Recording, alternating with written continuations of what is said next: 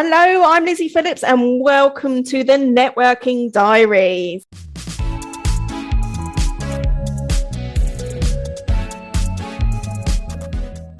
So the Networking Diaries is all about networking, as you can probably imagine. I like to share my secrets and stories. I have been networking now since 2007, if not earlier, actually. And as you can imagine, I've got quite a lot of networking stories and secrets to share. So this month's wonderful guest I have on is not new to networking. I was going to say, Anna, that you're just as old as me as it comes to networking, but I thought that might be a bit rude.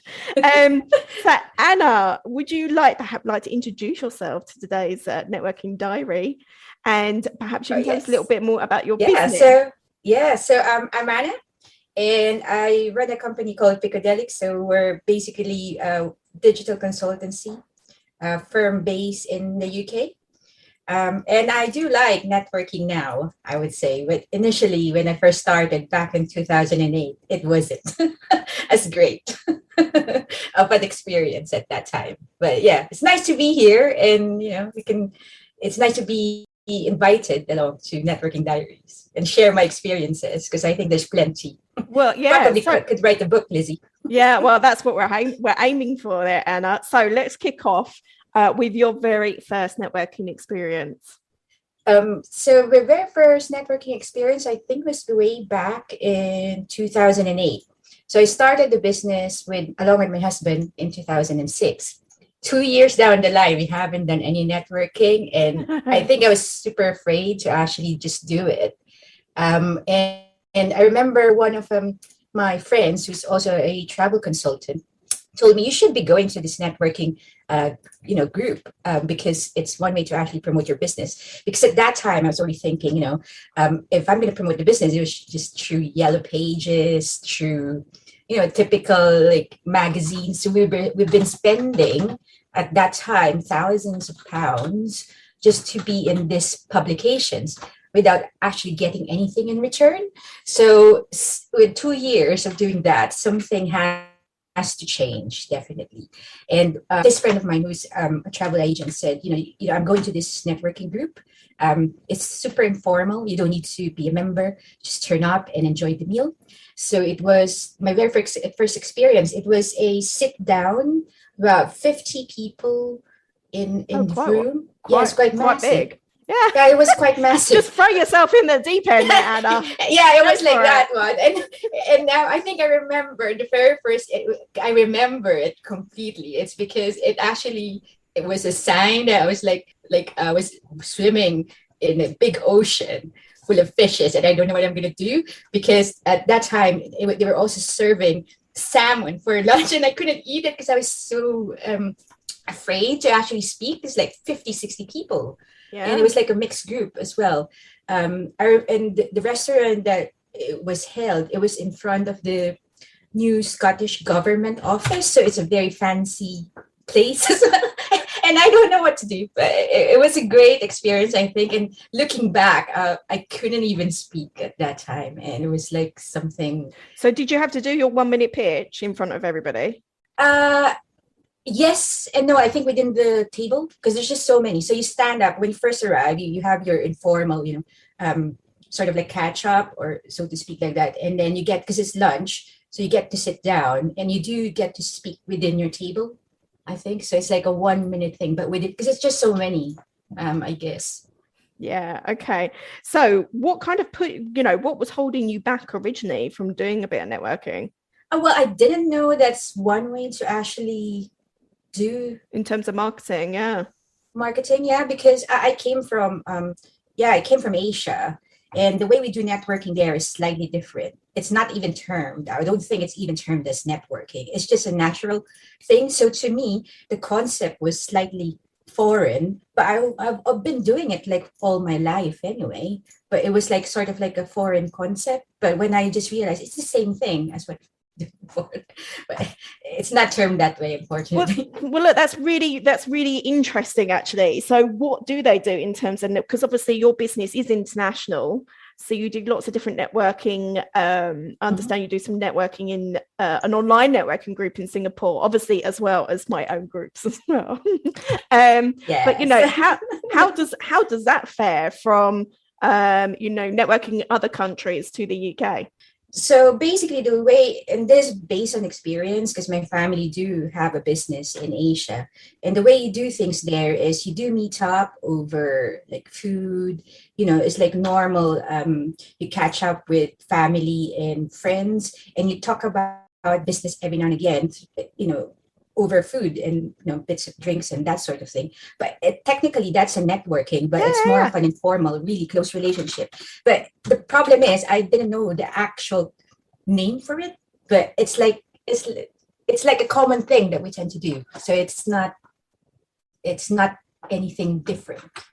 Yeah, it's just kind of not labeled in any way. It's not labeled, and that's how you do things in Asia as well. Everywhere I go is similar. You start off a conversation through food and well, not so much drink, but I would say food. It'd be like a banquet or that sort of thing. You meet in parties. So would you say food is obviously networking can carry lots of different forms? So would you say that food is a big element over there than it is over here? It is. I'm liking the sound of that, I have to say. There we are. My husband already says I eat lunch for a living, but you know there is more to it than that. There is more to it, and I think Asia, I would say yes, yeah, I would do that. And there's certain cultural aspects as well that you need to like eat quite a bit to actually, you know. Well, I don't know, but it's different. I could go on in different countries. Yeah. So you need to do. Okay, so what would be a no to do in Asia when it comes to networking? Talk too much, I would say. Is there any form of etiquette over there, would you say? I would say, like, for example, the best one would be in Japan. The best thing that you can do, especially when you meet people there, is that you hold your business card when you meet them. You hold it with two hands instead of one, and that's a sign of respect. Really? Okay. Yeah, and don't put so when they hand off a business card to you, never put it in your back pocket, but you need to have because that's why I always carry for my business cards a different like sort of like wallet just for it, just a sign of respect. So that's one difference, I should say, which is quite big. Yeah, that's a really good fact. And I mean, do you think, talking about business cards, do you think that handing out business cards will change in a networking environment nowadays? It's interesting. I'm going back to face. I did a social last week and everybody started getting their business cards out. I was like, this is odd. And I was thinking, I better start getting mine ready, actually. I would say there is a context to it. There's still an element that you need to have a business card. You're going to laugh at one of my experiences. And there's a reason for it, I would say. Because I was flying from Edinburgh to Mallorca on a project. And it was like an early morning thing. And I thought, no one will speak to me. But the lady who was sitting beside me was like slightly chatty, and I think she wanted to just speak to me. It's just because it's so boring, like 3 or 4 hours travel. So we started talking, and if you don't have a business card with you and you just have your phone, you can't really use your phone in an airplane like 30,000 feet up in the air. So I think there's still a bit of you still need it in certain situations, and I would still probably bring a few with me. Because you don't know. And some people, they don't have, they probably don't. I know, just give me your number or something like that, rather than put them on the phone. So I think the certain industries and I would say certain situations still calls for it. There's still some form of sort of business exchange act, so to speak, isn't there, by exchanging business cards, even though you can now get these apps where you can scan the business card and it goes into your phone. There's something really tangible about that act of saying, can I have your business card? Which kind of leads me nicely on to Anna. We're going to be doing Networking Diaries story time. Okay. Okay, so at the Networking Diaries, we like to share our secrets and stories. So I thought we would share some stories today. So one of the stories leading on from the business, I'm going to be asking yours in a minute, Anna, but I thought I'd share mine. Quite interesting when you mentioned about business cards, which kind of leads me nicely onto my story this month. So I'm out shopping in John Lewis. I know, very posh for an Essex bird. And there's a little pop-up stall with a gentleman selling bespoke rum. I'm very much into spirits, so gin, rum. You can see where I'm going with this. A great little distillery. And I thought, oh, this would be really good for some of my members, actually. And I thought, I could do, it's a local produce, do like a little bit of local produce. Thinking, I can do some really good introductions with somebody else that I know that runs another distillery or a coffee making company, blah, blah, blah. And I said, have you got a business card? To which he said, no. I was like, damn you, really? I couldn't believe he didn't have a business card. He was there selling his produce and didn't have a card. And I was pre-COVID, I used to have a stack of business cards. And I was very embarrassed to dig out a business card in my purse. And it was the most dog-eared business card you'd ever seen in your life. But the moral of the story for me is make sure you've always got business cards with you, because you just never know. Like you were saying, you never know who you're going to bump into. And there's something quite nice about exchanging cards. So that's my networking story this month. Anna, what's your networking story? So basically, it's sort of like a networking thing as well, because I went into a sort of like a gathering for women who are in leadership in the EU. So it was held in Finland. Yeah. So, and I another great country there, Anna. Yeah, it's another great country. So one of the things that is quite important in with these things is that you do connect in as a social level as well. So the networking happens, I would say, at the social aspect. So apparently, sometimes because Finland is quite cold, and we were there during winter. It was January. So we had like a sort of like a catch up, like almost end of the week. It was sort of like a networking opportunity as well, but on a social level. But it was done in a sauna, and it was the first time I've done it, which is slightly different from the rest. Yeah. And apparently you do talk business every now and again in a sauna. But it was a traditional one, so it's like massive. It was a massive sauna. So they get to jump in the frozen Baltic Sea. I didn't quite hear that correctly. In a sauna is what you're saying, Anna. Yeah, there we are. So that's a little bit too intimate for my liking. It's called really sweating out a deal, isn't it? There we are. So it was because it's a traditional sauna, so you can drink beer in there as well. It's so dark. I don't think it's more business at that time, but it's one way to actually, like, they do this, I guess, because they were telling me that the area that we were in, there's a lot of companies that use it for team building. So I think I assumed that definitely it's all to do with building networks within the company. So I think that's how they do it. But it was slightly different experience. Well, I can follow on from that. One of my members from one of my groups, and in fact, I think it was a sub. So obviously being locked down, everybody's tried to find a different space in which they can create in terms of a home office, so to speak.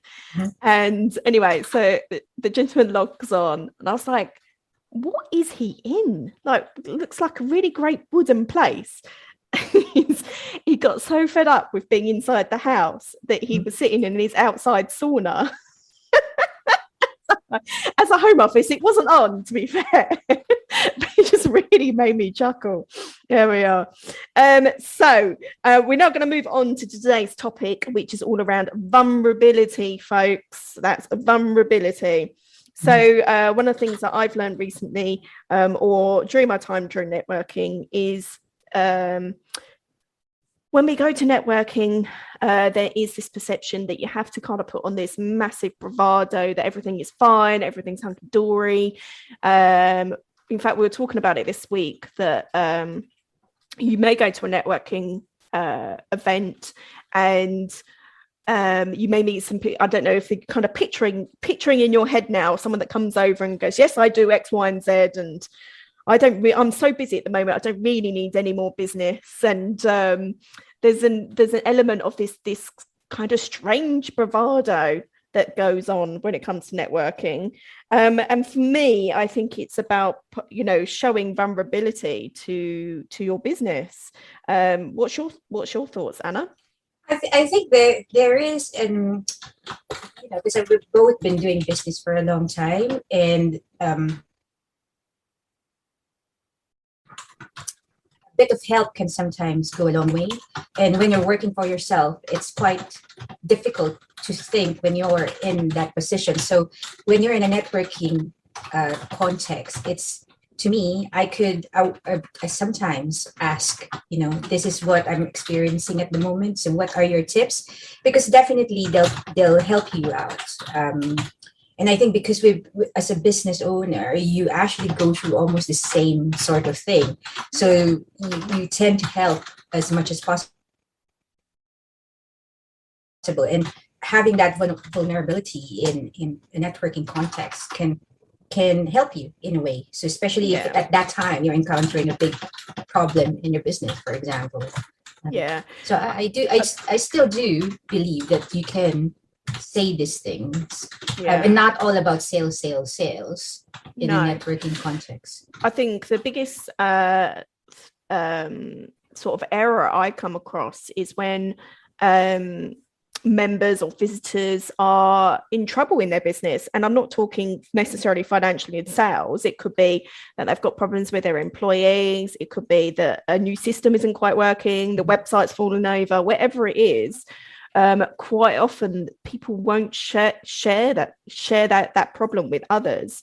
And as you were saying, a lot of people have different experiences in business. Some might be startup, some might be going for a while, but we've all been through quite often the same journey, just at different times. And really important to share those problems, because generally, as you were saying, somebody's already been through it. It can help you through it quicker and more painless. I'll give you an example of when I shared getting onto the topic of politics at the moment, but when the referendum Brexit happened, the number of inquiries for networking kind of plummeted. It had a massive effect on the London area. And I thought, right, okay, I've got to do something. What am I going to do? Because I'm not getting new people through the door. And I really let my guard down, and I said to members, look, it may look like I'm really busy, but I'm not. I need your help. And everybody really rallied the troops. And I think, if you are looking to do some form of networking, it's really important to share, especially particularly now during the pandemic. I know things are changing, but everybody's got a different problem. Some people have got the problem that they're too busy. And then and honestly, I would say it's also a place where I do ask for support as well, in terms of I'm very busy, like I said, but there's also other issues because of the busyness. So I would ask if anyone can help me do these things. It's one way to actually to tell them, I need help on this one.